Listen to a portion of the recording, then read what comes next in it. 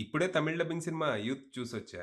Cinema బావుంది. రీసెంట్‌గా వచ్చిన 'లిటిల్ ఆర్ట్స్ విత్ లవ్ మీటర్‌లోనే కావాల్సినంత కామెడీ, తగినంత ఎమోషనల్ డ్రామాతో బానే ఎంటర్‌టైన్ చేసింది. కథగా పెద్దగా చెప్పుకోవడానికి ఏమి లేదు. స్కూల్‌లో బ్యాక్ బెంచ్ బేవర్స్ బ్యాచ్‌కి నాయకుడైన మన హీరో ప్రవీణ్ రీసెంట్‌గా బై మిస్టేక్ 10థ్ పాస్ అయ్యి ఇంటర్‌లో అడుగుపెడతాడు. మరి ఇంటర్‌కొచ్చాక మనోడు చేసిన అల్లరి, వేసిన వేషాలు, నేర్చుకున్న పాఠాలు ఏంటనేదే కథ. ఇందులో కథా కథనాలే గాదు, హీరో ఫేస్ చేసే ప్రాబ్లమ్స్, ఎదుర్కొనే కాన్‌ఫ్లిక్ట్స్ అన్నీ ఇంతకుముందు మనం జూసినవే. క్యారెక్టర్స్ కూడా ఫెమిలియర్ గానే ఉంటాయి. ఎదవేషాలేసే కొడుకు, గారాబం చేసే అమ్మ, ఎంబడబడి తన్నే నాన్న, ఏం జరిగినా చూసుకుందాం మావ అనే ఫ్రెండ్స్. ఇలా అన్నీ ఇంతకు ముందు జూసినట్టే ఉన్నా సినిమా అయితే ఎక్కడ బోర్ అనేదే కొట్టలేదు. మేబీ నాస్టాల్జియా వల్ల అయ్యుండొచ్చు. అంటే ఇందులో హీరోకి స్కూల్లో జరిగే సన్మానాలు లాంటివి మనకి చాలానే జరిగాయి.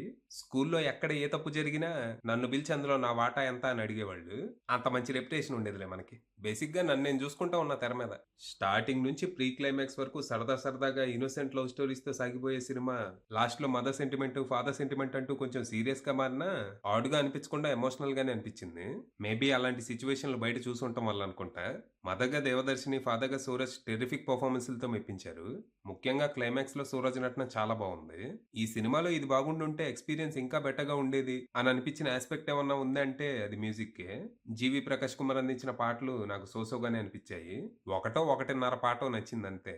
అంటే ఓ పాట స్టార్టింగ్‌లో చండాలంగుండి లాస్ట్‌లో బావుంటది. అందుకే 1.5 అన్నా.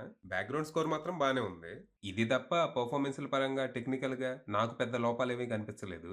ఈ సినిమాకి దర్శకత్వం వహించడంతో పాటు హీరోగా చేసిన 'కెన్ కరుణాస్' తెలిసిన కథ, ఫెమిలియర్ థీమ్స్‌తోనే ఎంటర్‌టైనింగ్ అవుట్‌పుట్ అందించాడు. ఇది కేవలం యూతే గాదు, ఫ్యామిలీస్ కూడా ఎంజాయ్ చేసేలానే ఉంటది. సో, అది విషయం.